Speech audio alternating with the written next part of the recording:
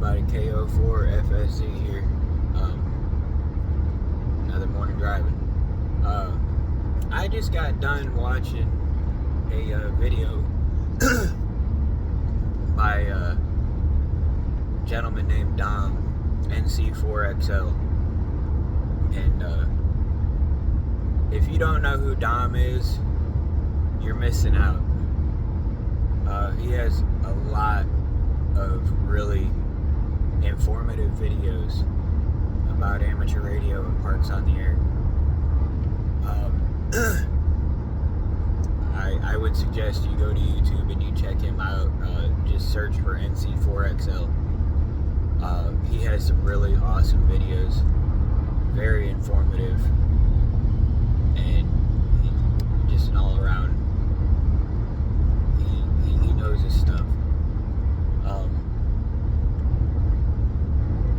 He touched on a few things. You know, the video was about why did I get into POTA, and it got me thinking about why I got into parks on the air. In 2019, I got my technician's license, and I did what I could on 10 meters. 6 wasn't all that great at the time. Made a few contacts, 10 wasn't all that great. I believe the entire time it was all South America. I got a couple states, but mostly South America, which is awesome. I thought it was great at the time when I was getting all these countries in South America and all these contacts. That was great, and then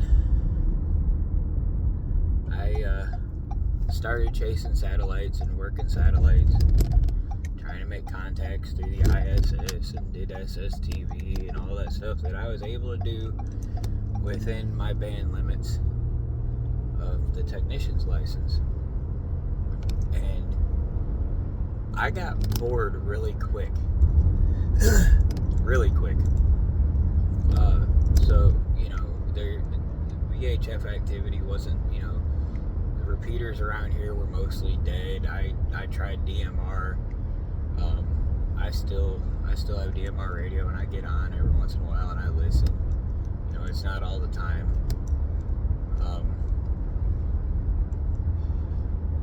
So I started studying for my general, and in 2020,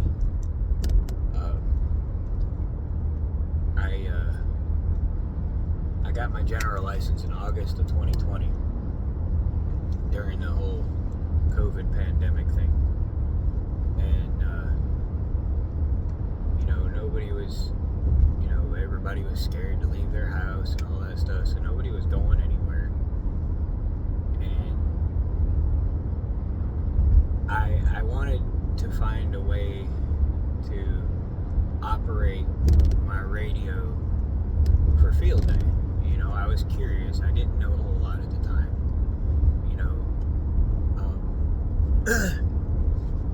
And I knew, you can take a generator out, plug it in, and blah blah blah, and all that good stuff. Set up your antenna. I really wanted to know, what people did for field day. How did they power their radios? What kind of antenna did you use? Did you use solar power? Did you use, what kind of batteries did you use? What was the general setup? And the local club, to me, they had a field day set up, but it was okay, but I wasn't thoroughly impressed with it. But they were somewhat informative. So I started joining some groups on Facebook, and I believe I found, I can't remember which one it was first. Was it an NC POTA group or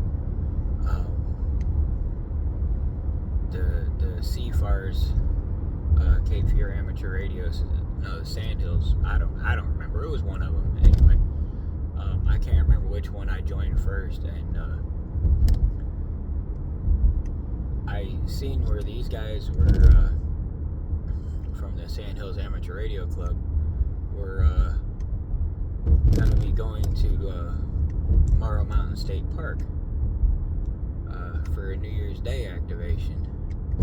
And I was like, well, that's cool. You know, I didn't know what Parks on the Air was at the time. And so I messaged or commented on the post. I don't remember exactly. I was like, hey, would you guys mind if I come out there just to see how you guys set everything up, you know, and they invited me out. They said, sure, come on out, you know, we don't mind, we encourage it. I was like, sweet. So New Year's Day 2021, me and my son Connor, we drove up to Morrow Mountain, and I met David and a couple other people up there. They were activating and they were doing Parks on the Air. Now, I didn't know at the time what it was. I didn't know what Parks on the Air was, and they kind of explained it to me a little bit. I tried to make a couple of my first contacts from the park. I wasn't quite successful because I was still new into the general portion, and I still had, you know, what some people call mic fright. I was scared to get on the microphone. You know,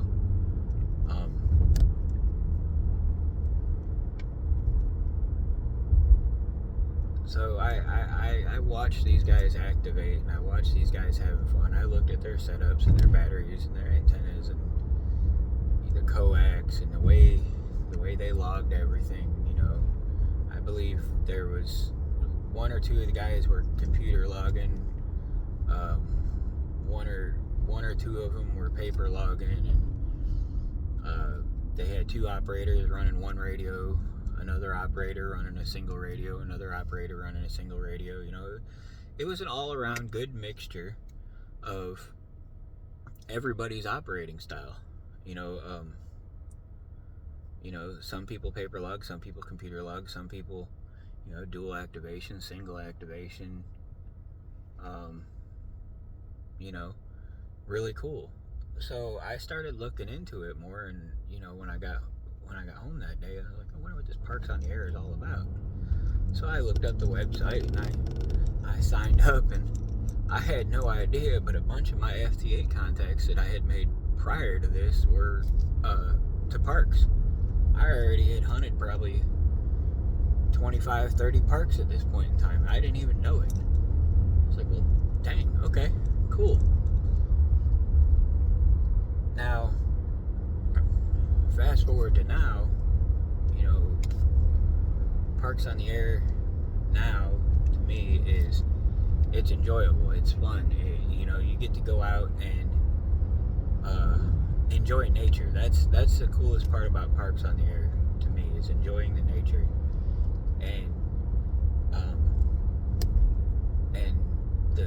the challenge of making contacts, whether the bands are great or bad, or you know, it's a good way to test your skills, test your antennas, test your setup. You know, it's your activation. Do it how you want. It's not a contest. Tom hit on something in that video that I was watching. You get Jason and them created awards for certain for a little bit of everything in Parks on the Air. You know, you get awards for how many parks you hunted and activated, and DX entities and everything. Really, there's an award for just about everything in Parks on the Air, with the exception of the Bailey Sprott Challenge, which they do not give an award out for that, and that's activating all 365 days of the year, or hunting all 365 days a year. They do not give an award out for that. That's just a personal achievement that everybody that does Parks on the Air can get. But Dom said something in this video, and it got me laughing for a second. He said, all these achievements are self-inflicted achievements. And I laughed when I heard that, because I was like,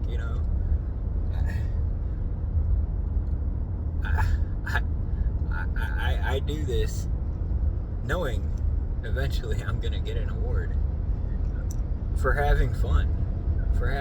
This is, my kids, every year, at least the younger ones that are in elementary school, when, even the older ones when they were in elementary school, they have field day, every year. As long as they're in elementary school, they have a field day. And they get little, cool little awards for it. And that's why, it's field day every day out in the park. If you go out, you're having fun, you get a tiny little award for it. It's cool. It's an awesome little achievement. It's not a contest.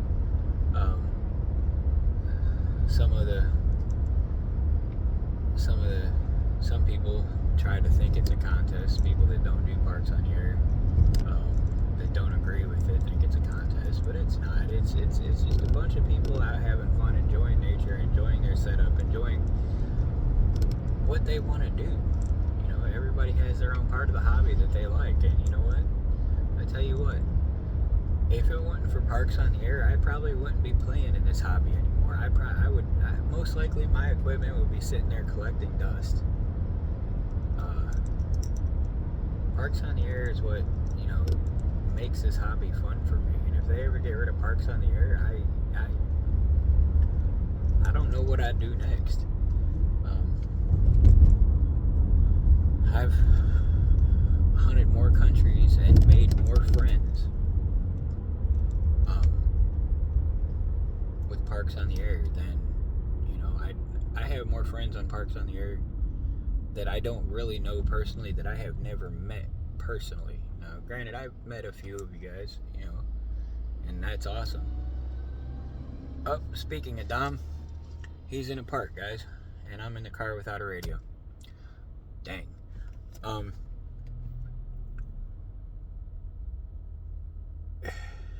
If they ever get rid of Parks on the Air, I'd be bored.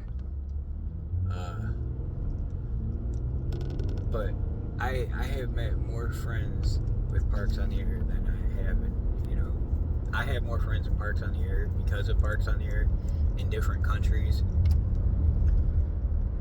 than I do actually, personally. And these are people that I have never met. There are even people on my YouTube and my TikTok that I have never met that I consider you guys my friends, because we can have a conversation, about just, about whatever, about the hobby, and it's something we all have in common, and it's great.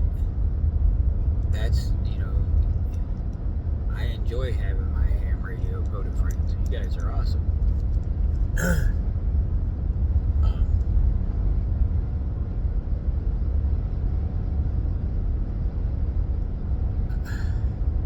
If it wasn't for Parks on the Air, I wouldn't have my business.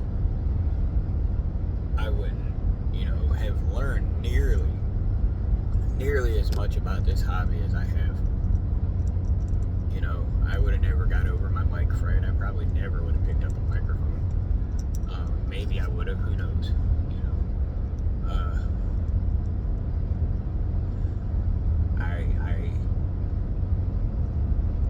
I just enjoy that part of the hobby. Everybody has their part of the hobby, whether it's CW, whether it's Hunt DX, whether it's,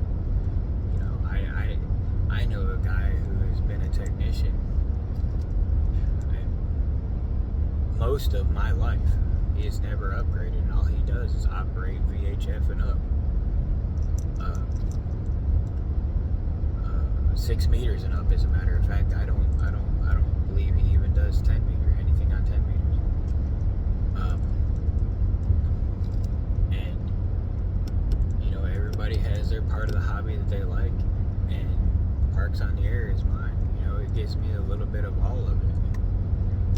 It's not just one part of the hobby. It's a combination of everything in the hobby. We can do SSTV, we can do CW, we can do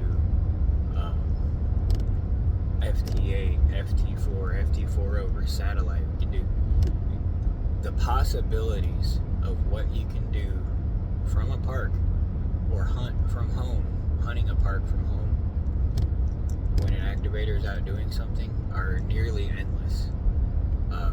Everything that you can do in this hobby, you can do in a park. Everything. As long as you're within the park boundaries, you can do anything you want with Parks on the Air. As long as you're within your ban limits, or your privileges, excuse me, and you're within the park boundaries, you can do anything you want with the hobby. With respect to the parks. With respect to the parks and the park officials. I will say that. I will put that in there. Because we don't want to go out offending people and making the hobby look bad. But if you don't know what Parks on the Air is, guys, I suggest you check it out. And if you don't know who Dom is, guys, I really suggest you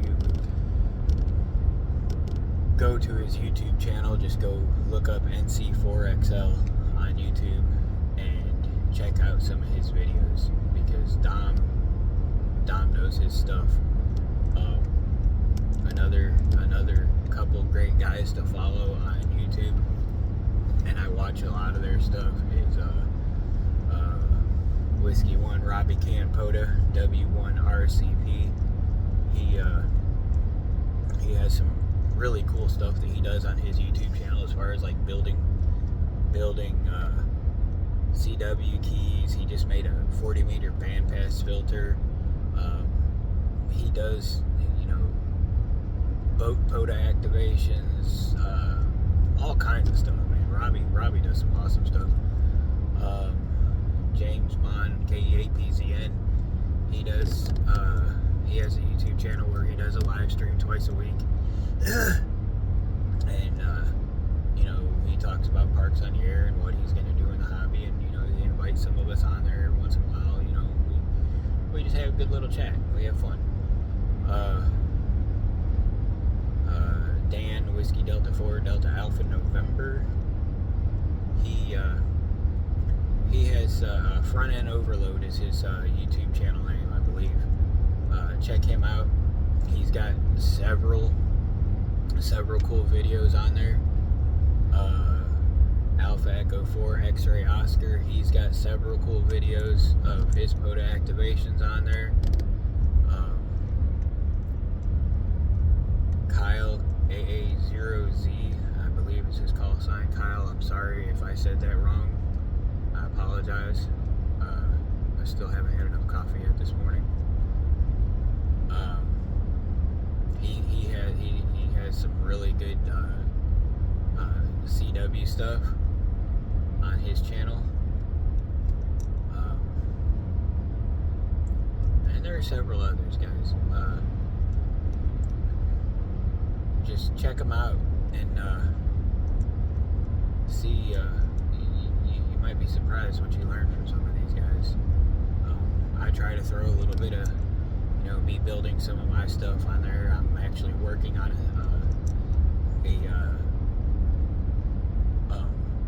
7-element 6-meter beam made out of old TV antenna parts right now.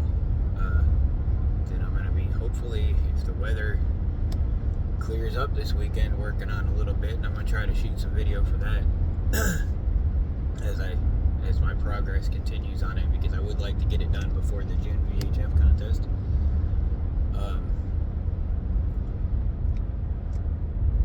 Anyway,